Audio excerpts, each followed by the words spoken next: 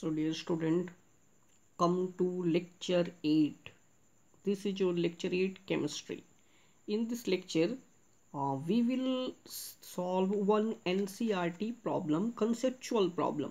ठीक है, बट उस conceptual problem से पहले उससे related कुछ टॉपिक्स जो है या कुछ टर्म्स वो पहले हम लोग क्लियर कर लेते हैं. ठीक है, देखिए फर्स्ट जो आपको यूज करना पड़ेगा ये है detection of CO2 gas. CO2 gas की पहचान कैसे होती है? How can we detect the presence of CO2 gas? ठीक है, CO2 gas extinguishes off burning candle. ठीक है, CO2 गैस जो है जलते हुए कैंडल को बुझा सकता है. देखिए जैसे this is the gas jar, मान लेते हैं इसमें CO2 गैस है. ठीक है, तो इसके माउथ को हम लोग एक कॉर्क से पैक कर देते हैं. देन उस कॉर्क में एक होल करके ये एक बेंट ट्यूब को पास किया जाता है which is called delivery tube. Clear? तो इस डिलीवरी ट्यूब से आपका CO2 गैस आएगा. अगर इसके सामने if we keep a burning candle, एक जलता हुआ कैंडल रखे तो देखिएगा वो बुझ जाता है. ठीक है, तो जलता हुआ कैंडल अगर बुझ जाए तो इससे कंफर्म होता है कि ये जो गैस रिलीज हुआ था दैट गैस इज CO2. तो ये CO2 गैस की पहचान का एक वे है. This is the way of identifying और डिटेक्शन ऑफ CO2 गैस.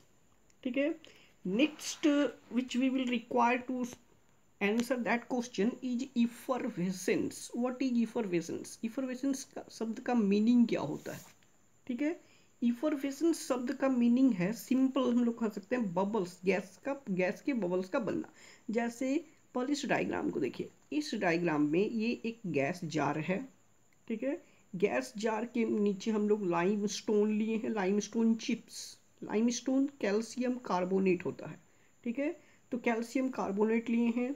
इसके माउथ को पैक किया गया है कॉर्क से.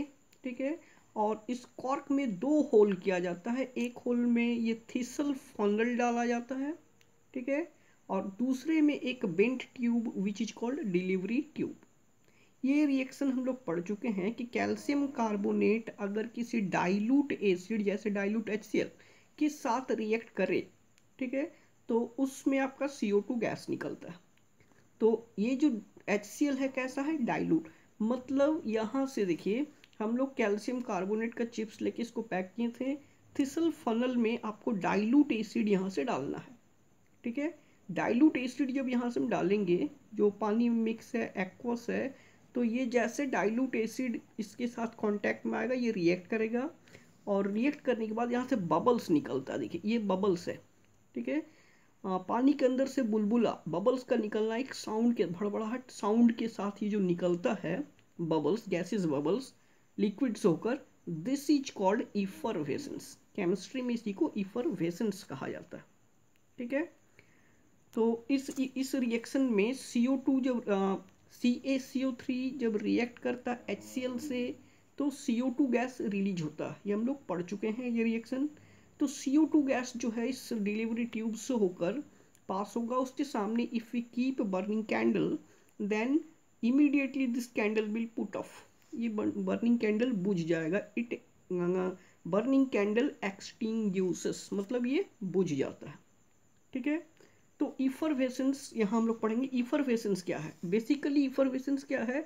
लिक्विड के अंदर गैस का बनना और उसका गैसियस बबल्स के रूप में उसका निकलना with a sound is called effervescence. So see what is effervescence. Effervescence is the formation of gas bubbles. Gas bubbles का बनना इन ए लिक्विड. किसी लिक्विड के अंदर रिएक्शन के दौरान गैस बबल्स का बनना इफरवेसेंस कहलाता है केमिस्ट्री में ड्यूरिंग ए केमिकल रिएक्शन. फिर से देखिए वंस अगेन कि effervescence is the formation of gas bubbles in a liquid during a chemical reaction. किसी केमिकल रिएक्शन के दौरान गैस लिक्विड के अंदर गैस बबल्स का बनना. अगर रिएक्टेंट में लिक्विड है तो उसके अंदर गैस का बनना बबल्स के फॉर्म में, ये इफरवेसेंस कहलाता है. ठीक है, इफरवेसेंस का सबसे कॉमन एग्जांपल है, an example of effervescence is the release of CO2 gas. CO2 gas release होता है कब? CO2 gas release of CO2 which bubbles as a gas, जो गैस के रूप में निकलता है from the liquid when limestone chips which are composed of calcium carbonate, limestone actually क्या है, कैल्शियम कार्बोनेट है, are added to dilute hydrochloric acid, या कैल्शियम कार्बोनेट में डाइल्यूट हाइड्रोक्लोरिक एसिड मिक्स करने से उस रिएक्शन मिक्सचर में CO2 गैस प्रोड्यूस होता है। ठीक है, ये देखिए यहाँ पर लाइमस्टोन चिप्स था, उसमें जैसे हम लोग HCl डाले, पानी में घुला हुआ डाइल्यूट, ठीक है, ये रिएक्ट किया और इस रिएक्शन के दौरान CO2 गैस रिलीज होता है जो बबल्स के रूप में इससे निकलता है ये, और एक साउंड प्रोड्यूस करता है। ठीक है, बड़ा बड़ा साउंड प्रोड्यूस होता है। तो ये जो CO2 गैस है डिलीवरी ट्यूब से पास होता हुआ बर्निंग कैंडल को बुझा देता है। तो बर्निंग कैंडल को बुझा अगर कोई गैस तो कंफर्म ये हो जाते हैं कि वो गैस आपका CO2 गैस था। ठीक है, अब इफरवेसेंस का मतलब हम लोग समझ गए। अब इन दोनों कंसेप्ट से we will explain one question from NCERT book. Clear?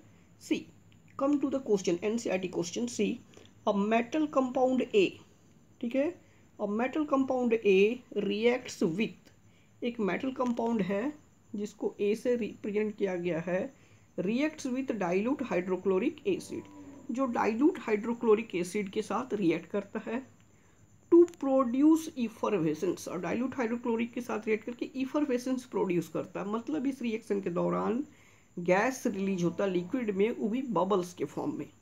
ठीक है, अच्छा, इस दौरान जो गैस निकला, the gas evolved extinguishes a burning candle, जो भी गैस निकलता है इस रिएक्शन के दौरान ये एक जलता हुआ बर्निंग कैंडल को बुझा सकता है, ये क्लू दिया हुआ है। अब क्वेश्चन क्या है कि right balance chemical equation for the reaction, ये जो भी रिएक्शन जिसके लिए बैलेंस केमिकल रिएक्शन लिखिए, इक्वेशन लिखना है।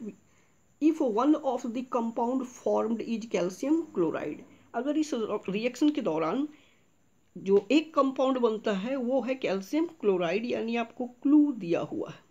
ठीक है, तो जैसा कि अभी हम लोग पढ़े हैं कि गैस जो रिलीज होगा, क्योंकि यहाँ पर दिया हुआ था कि मेटल कंपाउंड है और उस मेटल कंपाउंड के साथ हाइड्रोक्लोरिक एसिड का रिएक्ट करते हैं तो CO2 गैस निकलता है। अभी हम लोग तुरंत देखे थे कि मेटल है कैल्शियम।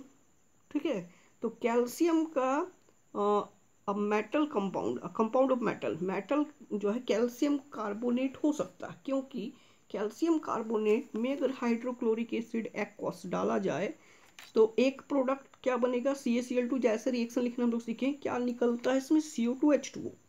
जब भी मेटल कार्बोनेट रिएक्ट करे एसिड के साथ तो दो साइड प्रोडक्ट जो फिक्स है वो है CO2 एंड H2O। तो कैसे हम रिएक्शन लिख सकते हैं, देखिए H2O, ये 2H और यहाँ से एक O लीजिए, ये बन गया H2O, कितना O बच गया, एक निकल गया तो 2, CO2, ये बन गया CO2, अब क्या बच गया यहाँ से Ca और Cl, तो कैल्शियम का वैलेंसी 2 होता, Cl का 1 क्रॉस करने से, ठीक है, ये हो जाएगा Ca1Cl2 CaCl2, तो this is the balance chemical equation. ठीक है, तो इसका आंसर काफ़ी शॉर्ट लिखना है, क्वेश्चन लंबा है but to the point answer होने चाहिए, short and to the point. तो आंसर क्या होगा, द गैस, क्वेश्चन ये था कि द गैस, आपको बताना था कि ये जो है इसके लिए इक्वेशन बताना था। ठीक है, और गैस कौन सा ये आइडेंटिफाई करना है। तो चूंकि ये बर्निंग कैंडल को बुझा रहा है तो आंसर ये है कि गैस इवॉल्व्ड इज CO2, जो गैस निकला इस रिएक्शन में वो CO2 गैस था, विच एक्सटिंग्यूसेस बर्निंग कैंडल, जो जलते हुए कैंडल को बुझाता है।